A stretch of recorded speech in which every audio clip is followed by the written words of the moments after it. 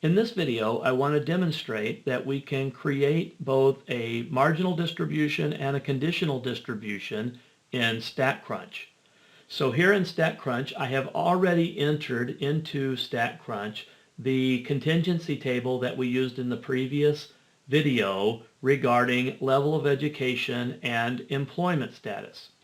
So I have the different levels of education in the columns, and I'm using the first column to give the row labels, employed, unemployed, and not in the labor force. So if we want to create a marginal distribution, we can go to Stat and Tables, and we can choose Contingency, and we have summary information in these tables. So with summary, I'm selecting.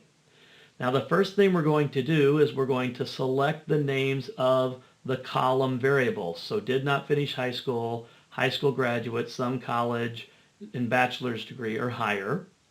And then for the row labels, we're going to select the first column where we have the row variable headings. So employment status.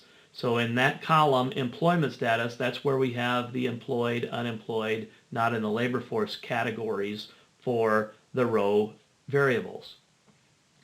Now, if I want to create a marginal distribution or a conditional distribution, I can select row percent and column percent here in the display categories. And if I say compute, then what I get here in this table is a lot of information. First of all, if you will notice in the far right column, we have the value 137,704.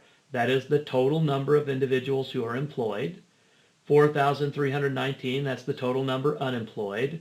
78,790, that's the total not in the labor force. So those numbers provide us the frequency marginal distribution for employment status. In the same way, if we look at the bottom row, we have 21,839, that's the total number who did not finish high school. 62,325, that's the total number of high school graduates.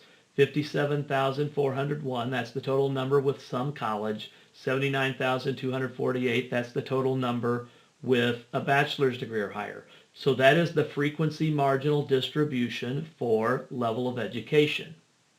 And then matching with each of those, notice we have percents.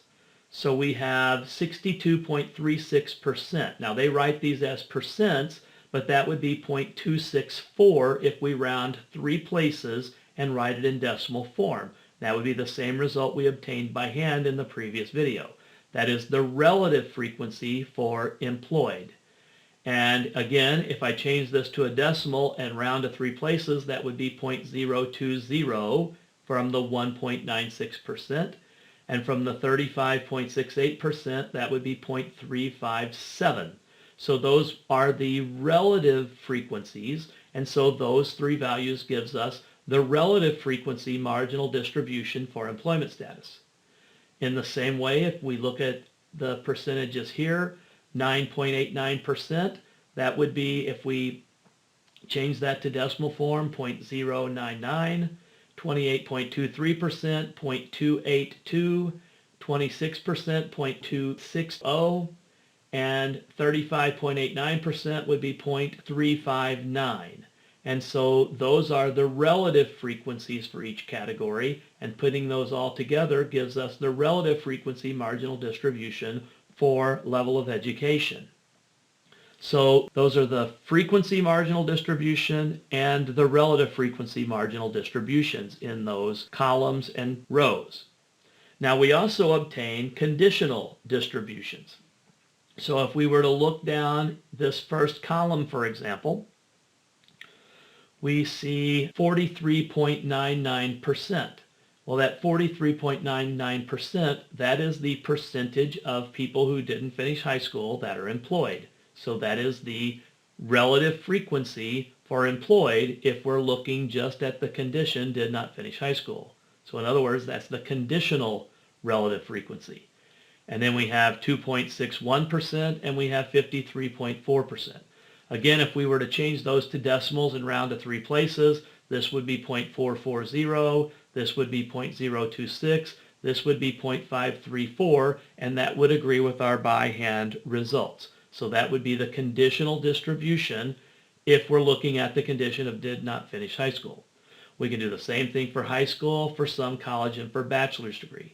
So 55.56% of high school graduates were employed, 2.04% were unemployed, 42.4% were not in the labor force.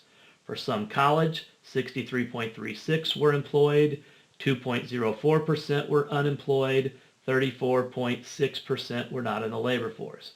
And finally, for bachelor's degree, 72.05% were employed, 1.65% unemployed, 26.3% not in the labor force. So again, we can use that contingency table command in order to be able to find the frequency marginal distribution, the relative frequency marginal distribution, and the conditional distributions that we seek. Incidentally, we also could do a conditional distribution the other way.